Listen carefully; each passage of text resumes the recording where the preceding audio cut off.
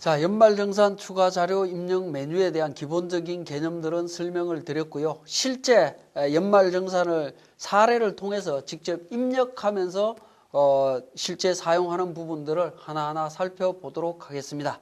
자, 연말정산 추가 자료 입력 메뉴를 실행하신 다음에 연말정산 대상 인원을 직원을 불러와야 되겠죠. 불러오는 방법은 F2번이나 전체 사원으로 한다라고 있고요. F2번을 통해서 저는 안기형 사원에 대한 부분만 적용을 해보도록 하겠습니다.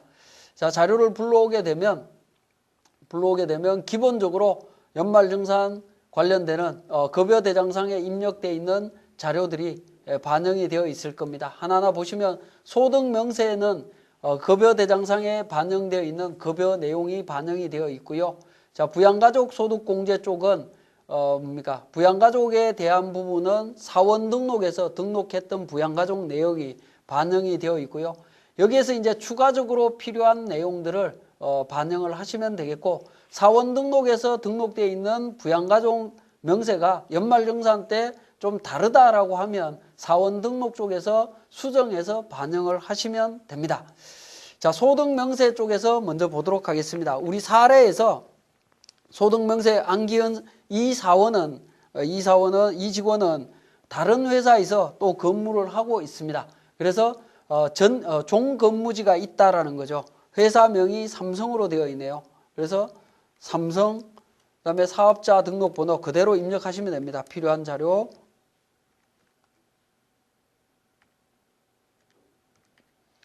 입력을 해주시고 근무기간 2014년 1월 1일부터 2014년 12월 31일까지 근무기간 입력하고요. 자, 급여 금액, 과세 금액이 2,880만 원이다라고 자료가 주어져 있습니다. 자, 그 다음에 결정세액과 환급세액이 나오는데요. 환급세액은 신경 쓰실 필요 없고 우리는 결정세액으로 이야기를 하시면 됩니다. 결정세액만 입력을 해주시면 된다라는 거죠. 물론 입력하실 때 저는 자료를 간소화시키기 위해서 다른 자료는 넣지는 않았습니다만은 직장을 다니면서 건강보험료 납부한 게 있고 고용보험료 납부한 게 있을 겁니다. 그러한 부분들은 별도로 입력을 해주시면 됩니다.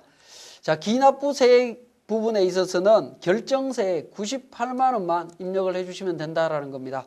35만 2천 원은 종근무지에서 환급을 받았을 거기 때문에 그냥 98만 원만 입력을 해주시면 됩니다. 그러니까 종근무지 관련되는 부분들은 종근무지에서 발급한 근로소득 원천징수 영수증을 보고 입력을 하시는데 과세소득을 입력하시고 그 다음에 건강보험료, 고용보험료 관련되는 보험료 쪽만 정리를 해주시면서 결정세액으로 기납부세액을 정리해 주시면 됩니다. 환급세액은 고려하실 필요 없다라는 거 다시 한번 강조드리고요. 부양가족 소득공제 쪽으로 가겠습니다. 부양가족 소득공제에서 국세청 연말정산 간소화 서비스에서 내려받은 PDF 파일이 있다면 불러오기에 있는 Shift F8인 국세청 PDF 자료 불러오기 기능을 통해서 반영하면 되겠지만 우리는 그러한 자료가 없기 때문에 하나하나 입력을 해보도록 하겠습니다. 자, 본인에 대한 보험료 보니까 국세청에서 100만 원이 있다라는 거죠. 그죠? 그래서 보장성 보험, 본인의 보장성 보험입니다. 그죠? 국세청 자료 100만 원 이렇게 입력을 해 줍니다. 그 다음에 배우자에 대한 보험료가 있죠. 배우자에 대한 보험료는 본인 거 입력하고 확인해서 메뉴를 닫고요. 배우자 이미숙에 대한 부분 기타로 해서 50만 원이 있네요. 보장성 보험에서 또 입력을 하려면 일반 보장성 보험 기타 부분이 있습니다. 50만 원. 그죠? 이렇게 입력을 하게 됩니다. 그 다음에 자녀에 대한 부분도 보장성 보험으로 또 있습니다. 그래서 커스를 자녀로 이동하셔갖고 보장성 보험의 기타에 또 30만 원 입력을 해주게 됩니다.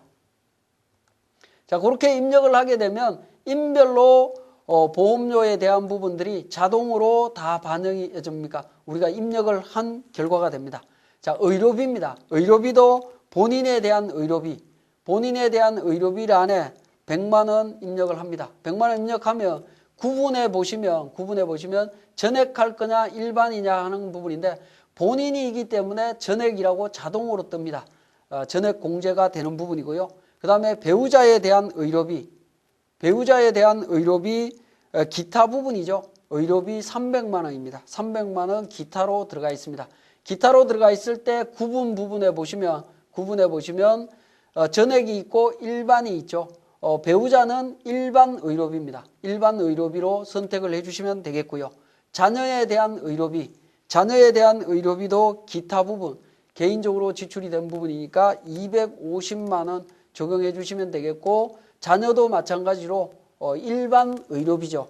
전액 의료비는 본인과 65세 이상 장애인일 때만 적용이 되는 부분이기 때문에 그거 구분해 주시면 되겠습니다. 자, 그 다음에 교육비 관련되는 부분입니다. 교육비 관련해서 본인의 교육비, 대학원까지 전부 다 되고 국세청 자료라고 나옵니다. 그래서 국세청 자료로 해서 교육비 200만 원 입력을 합니다. 입력을 하면 구분에 본인이나 장애인 자동으로 뜨죠. 그래서 본인 걸로 자동 반영이 되고요. 자녀에 대한 교육비는 기타로 나오죠.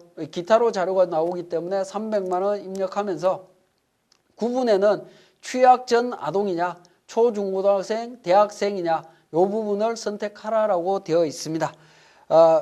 자녀가 2009년생이기 때문에 나이가 학교를 지금 다니고 있죠. 학교를 다니고 있기 때문에 2번 초중고등학교로 선택을 해주시면 될 겁니다. 그러면 그렇게 적용을 해주시고요. 자, 그 다음에 신용카드 관련되는 정보입니다. 신용카드 본인에 대한 부분, 본인 신용카드가 국세청에서 본인이 나온 게 1,500만 원 있고요. 자료가 직불카드 1,500만 원, 그 다음에 현금 영수증 300만 원 정보가 있고요. 전통시장 사용한 거 없습니다. 자, 그렇게 입력이 됐다라고 보면 다 입력이 됐으면 확인 눌러주시면 되겠고, 배우자에 대한 부분입니다. 배우자가 쓴 부분 현금 영수증하고 전통시장이 있습니다. 자, 신용카드 창을 열어서 전통시장에서 쓴 부분, 근데 이 부분 국세청 자료네요. 전통시장 현금 영수증 쓴 부분 200만 원 있고요. 전통시장에서 쓴 부분 1,000만 원 있습니다. 이렇게 세부적으로 주어진 정보를 입력을 해주시면 되겠습니다. 자, 그 다음에 기부금도 마찬가지죠. 기부금도 본인에 대한 기부금 국세청에서 온 게 500만 원입니다. 500만 원이고요. 500만 원이고 배우자에 대한 기부금도 있습니다. 배우자에 대한 기부금 기타로 해서 200만 원이 있습니다. 200만 원. 이렇게 입력을 해주시면 되겠습니다. 자, 연금저축. 자, 부양가족 소득 공제 명세에서 보험료, 의료비, 교육비, 신용카드, 기부금 공제가 모든 게 다 입력이 됐다라고 하면 그 다음에 연금저축 쪽으로 넘어갑니다. 연금저축 쪽에 가서 본인의 교보생명 연금저축과 삼성생명 개인연금저축이 있다라고 되어 있습니다. 퇴직연금이나 이런 부분들은 적용이 없다라고 보는 부분이니까 두 번째에 있는 연금계좌 세액공제로 들어갑니다. 자, 연금저축과 개인연금저축이 있는데 2번에 있는 연금저축 선택하시고요. 자, 교보생명이라고 되어 있습니다. 코드 F2번에서 교보로 해서 찾아줍니다. 생명보험으로 정리를 해주시고요. 계좌번호 있으면 정확한 계좌번호 입력하시면 됩니다. 입력하시고 납입금액 500만 원 입력하게 되면 공제대상 금액 400만 원에 세액공제금액 세율 적용해서 48만 원이 자동으로 뜹니다. 자, 두 번째 삼성생명 연금저축이죠. 삼성생명에 가입한 거는 개인연금저축입니다. 개인연금저축은 소득공제가 되는 부분이죠. 그래서 기관을 삼성생명 선택하셔갖고 계좌번호 입력하시고 납입금액 200만 원입니다. 200만 원 입력하게 되면 공제대상 금액 72만 원 금액이 소득공제 금액이 자동으로 뜰 겁니다. 자, 그렇게 정리가 되고요. 자, 배우자가 납입한 연금저축은 어떻게 되느냐? 이 연금저축에 대한 부분은 배우자 명의로 된 거는 인정되지 않습니다. 오로지 본인 명의로 된 것만 인정이 되기 때문에 배우자는 적용할 여지가 없다라고 보시면 되겠네요. 자, 그 다음에 월세 소득공제, 월세 세액공제인데 월세에 대한 부분 그대로 입력을 해보겠습니다. 임대인 부분은 이름이 속리산으로 나옵니다. 속리산 주민등록번호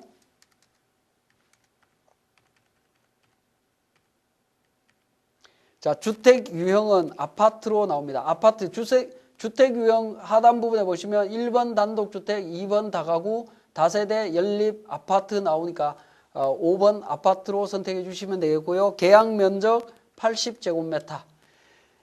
임대차 계약서 상에 주소해서 서울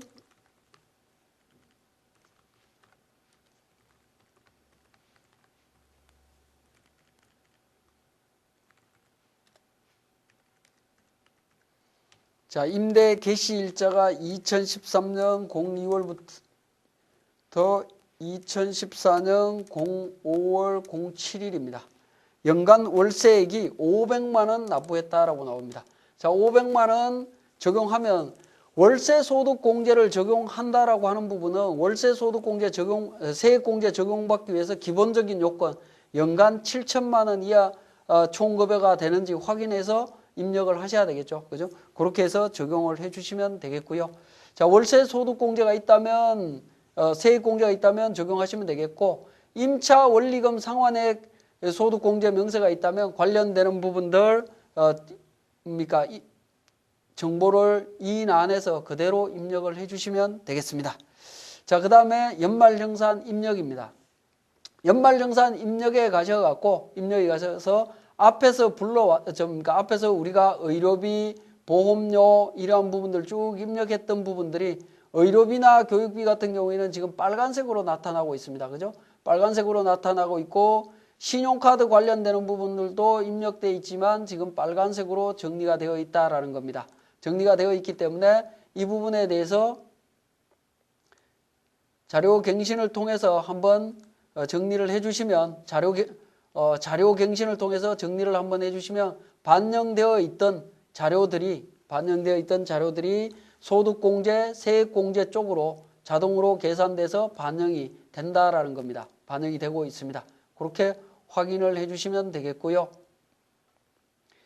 자, 그 다음에 이제 추가적으로 보셔야 되는 부분이 우리 사례에서는 주택자금공제에 있어서 2014년 5월 1일 날 아파트를 5억 원, 기준시가는 3억 5천입니다.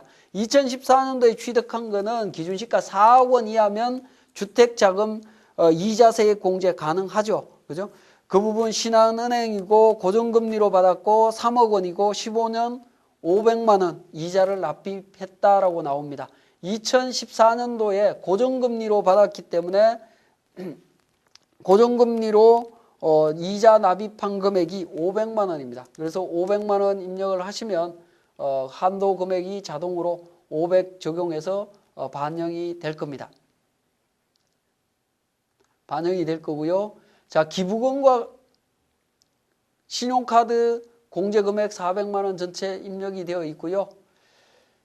자, 그 다음에 이제 우리가 하나 해줘야 되는 부분은 기부금에 대한 부분입니다. 기부금 총 지출된 게 700만 원 지출되어 있는데 기부금을 우리 부양가족 소득공제 명세에서 보시면 기부금을 법정 기부금인지 지정 기부금인지 이거 구분 없이 그냥 입력을 했다라는 겁니다. 그냥 입력하다 보니까 연말정산 쪽에서는 정확하게 이 부분을 법정인지 지정인지 판단이 안 되기 때문에 이 부분을 분리를 해 주셔야 됩니다.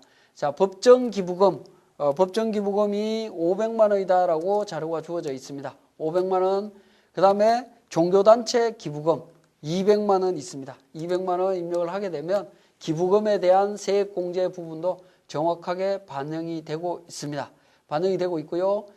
그 다음에 또 상단 부분에 보장성 보험료에 대한 부분, 본인의 보험료 지출한 부분이 있었는데 보장성 보험료가 지금 반영이 안 되어 있죠.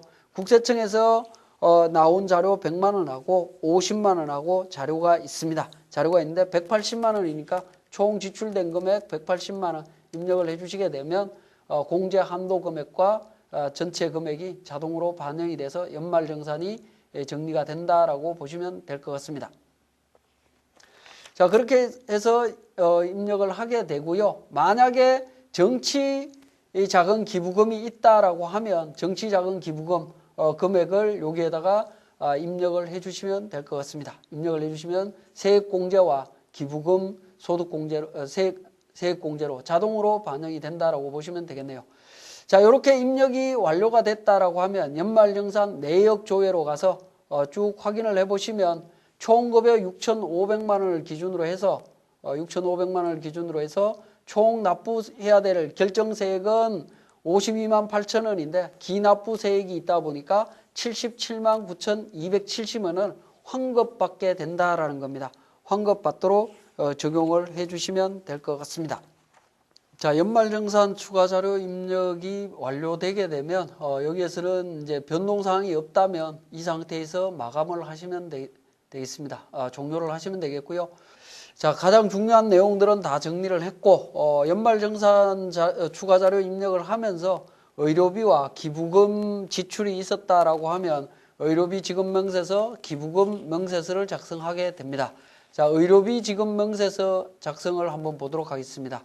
의료비 지급명세서에서 코드 도움을 통해서 필요한 사원 코드를 찾아서 등록을 합니다. 등록을 하게 되면 오른쪽에 의료비 지급명세라고 해서 의료비 증빙 코드, 의료기관에 대한 상호, 사업자 등록번호, 주민등록번호 등을 입력하는 부분이 있습니다. 자, 이 부분 같이 한번 입력을 해보면 본인의 의료비가 국세청 의료비이기 때문에 국세청 자료로 해서 주민등록번호까지 전부 다 요구를 하고 있습니다.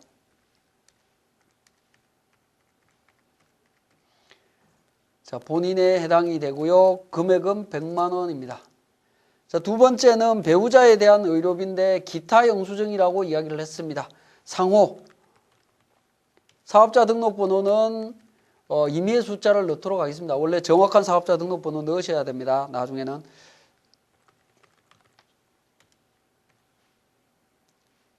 배우자의 주민등록번호, 그다음에 본인 등 여부에 있어서는 본인 65세 장애인이 아니면 그 밖의 의료비죠. 2번 선택하시고 금액은 300만 원입니다. 자, 그 다음에 자녀에 대한 의료비도 있었죠. 기타 영수증으로 지출이 되었고 여기도 마찬가지로 사업자 등록번호 입력하시고 동일한 방법으로 인적사항 입력합니다.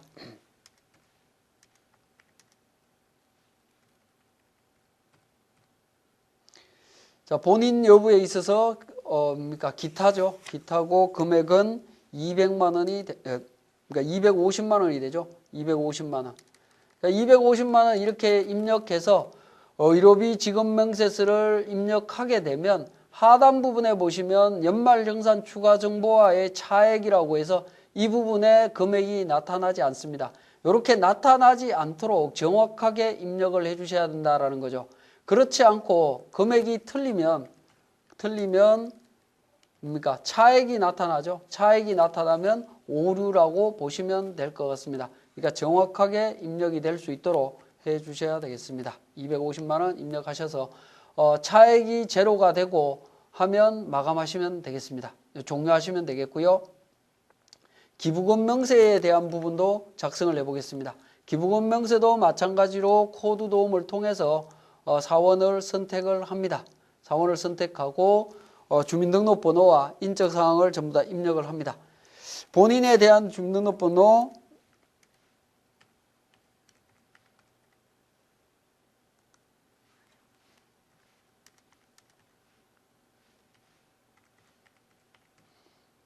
주민등록번호 거주자 본인이고요. 그죠? 내국인이고 이름 나와 있습니다. 이름 나와 있고 국세청에 유형은 법정 기부금으로 되어 있죠. 자, 유형은 법정 기부금으로 되어 있습니다. 법정 기부금 선택하시고 현금으로 했고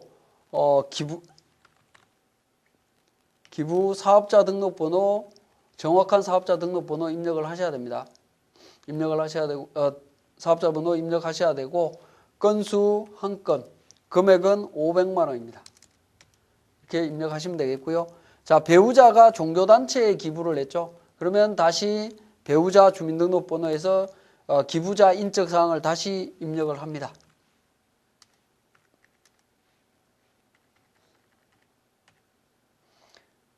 배우자에 해당이 되고 자료가 입력이 됐습니다. 입력이 됐으면 유형에 가서 기부금 유형에 가서 F2번을 통해서 보시면 종교단체 지정기부금 41번 코드가 있습니다. 41번 현물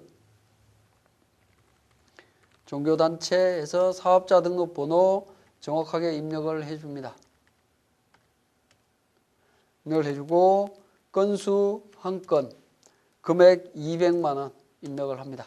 자, 이렇게 해서 법정기부금과 종교단체 기부금까지 정리를 해서 기부금에 대한 내용을 기부자 인적 사항별로 다 입력이 됐다라고 하면 상당 부분 탭에 보시면 기부금 조정이라고 있죠.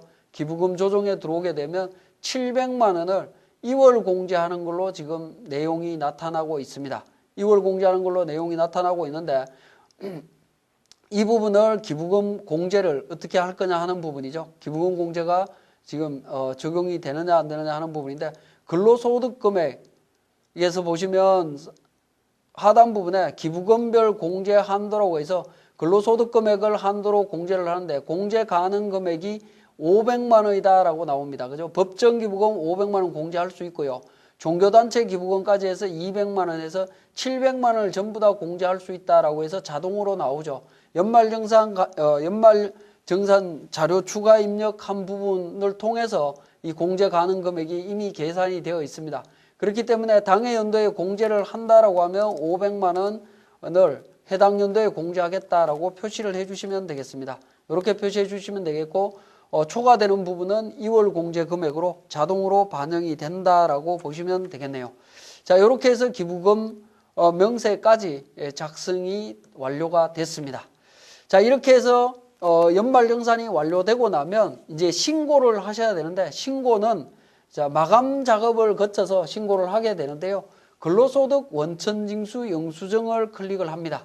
클릭을 하셔갖고 총괄을 통해서 지금까지 연말정산 작업했던 사원들이 다 불려져 올 겁니다. 불려져 오면 콤보 박스를 체크를 하신 다음에 상단 부분에 있는 마감 버튼을 통해서 마감을 합니다. 마감을 하게 되면 자동으로 기부금 명세서나 의료비 명세서, 의료비 지급 명세서도 자동으로 전부 다 마감이 된다라고 보시면 될 것 같습니다. 자, 그렇게 해서 마감을 하고 종료를 합니다. 종료를 하고요. 자, 그러면 이제 연말정산에서 이제 모든 게 다 정리가 됐고 전자신고를 통해서 지급명세서 전자신고 메뉴에서 지급명세서 전자신고 하는 부분이 있습니다. 여기 이 메뉴를 통해서 국세청으로 전자신고 하시면 되겠습니다. 자, 원천징수 이행상황신고서 설명이 되겠습니다. 자, 우리가 연말정산이 끝나고 나면 이제 마지막으로 세무서에 신고하는 부분이 남아 있습니다. 이 신고 부분은 2014년도 연말정산이 완료되고 나면 2015년도 2월달 급여 신고 부분과 함께 신고하는 것이 원칙이지만 지금 현재 프로그램이 세무사랑 프로그램이 2015년도 버전으로 업그레이드가 아직 안 되어 있기 때문에 그 부분을 2013년도 연말정산한 내용을 2014년도 2월달 기준으로 신고하는 내용 기준으로 제가 설명을 드리도록 하겠습니다. 그래서 원천징수 이행상황신고서에 2월달 귀속으로 정리를 해주시고 지급도 2월달로 정리를 해주시면 될 것 같습니다. 신고 구분은 정기신고로 해서 적용을 해주시면 되겠고요. 그렇게 해서 적용을 해주시면 근로소득에 대해서 급여대장상에 있는 간이세액이 계산된 급여가 나타날 거고 연말정산한 환급세액이나 납부세액 규모가 나타날 겁니다. 그리고 여기서 이제 추가적으로 하실 일이 없다라고 하면 그대로 마감하셔갖고 신고를 하시면 됩니다. 이렇게 신고를 하게 되면 2,900만 원이라고 하는 세금은 국세청에서 환급을 받는 것이 아니라 우리 회사에서 회사 돈으로 직원들한테 환급을 해주게 되고요. 이 금액은 다음 달부터 원천징수하는 세액과 충당해서 계속 2,900만 원 될 때까지 납부하지 않고 계속 충당하는 방식으로 진행이 될 겁니다. 근데 2,900이라고 하는 금액이 너무 크기 때문에 우리가 환급을 받아야 되겠다라고 하면 어떻게 환급 받는지에 대한 방법을 제가 설명을 드리겠습니다. 자, 이 부분을 국세청에서 환급 받고자 하신다라고 하면 신고 구분의 오른쪽에 보시면 환급 신청이라고 하는 부분이 있는데요. 이 콤보 박스에 체크를 하셔야 되는데 이 콤보 박스의 체크는 수동으로 체크하실 수는 없습니다. 할 수 있는 방법은 맨 하단 부분, 화면 하단 부분에 환급 신청액이라고 하는 부분이 있습니다. 이 부분에 환급 받고자 하는 2,967만 6,640원을 입력을 해주시면 자동으로 환급 신청이라고 하는 부분이 활성화되면서 체크가 될 겁니다. 이렇게 환급 신청액을 결정을 하고 나면 원천징수 세액 환급 신청서를 작성하셔야 되는데요. 신청서를 탭을 통해서 이동을 하시면 소득 구분이 나옵니다. 소득 구분은 1번 근로, 2번 퇴직해서 여러 가지가 있는데 자, 근로소득이죠. 근로소득이었기 때문에 근로 선택하시고요. 코드 부분에서 F2번을 통해서 조회를 해보시면 종류가 나옵니다. 종류가 나오는데 우리 연말정산을 통한 부분이기 때문에 연말정산 체크를 하시면 인원 4명의 소득 지급액이 나옵니다. 그 다음에 결정세액은 원천징수 영수증상에 나와 있는 결정세액 금액을 정리를 해주시면 됩니다. 503,670원이다 라고 가정하겠습니다. 기납부세액은 3,500만 원. 그러면 차감세액이 9999만 6,330원이 환급이 된다라는 거죠. 그리고 조정 환급세액은 2월달 원천징수세액입니다. 31만 9,690원 해서 환급 신청을 하시면 됩니다. 환급 신청하셔갖고 신고를 하시게 되면 마감해서 신고를 하게 되면 30일 안으로 환급이 일어날 거고 3월달부터 이후에 발생되는 원천징수세액은 실제 납부하시면 될 것 같습니다. 그런 형태로 진행이 된다라고 보시면 되겠네요. 자, 이제 지금까지 이제 설명드렸던 부분들이 연말정산과 관련되는 내용 대부분을 설명을 드렸습니다. 우리 교재에 원천징수 이행상황신고서 작성 방법에 대한 내용을 자세하게 교재에 자세하게 반영을 해놨기 때문에 그 내용을 통해서 연말정산을 마감해 주시면 될 것 같습니다. 지금까지 이제 2014년도 기준으로 연말정산하는 내용을 세무사랑을 통해서 실행하는 부분들을 말씀을 드렸습니다. 이론적인 부분은 조금 부족할 수 있기 때문에 개별적으로 우리 교재나 아니면 다른 연말정산 관련되는 책자를 통해서 반영을 해 주시고 세무사랑 관련되는 내용들은 제가 설명드린 기준으로 쭉 진행하시면 큰 어려움 없이 진행하실 수 있을 겁니다. 이것으로서 2014년도 연말정산 관련되는 교육을 마치도록 하겠습니다. 감사합니다.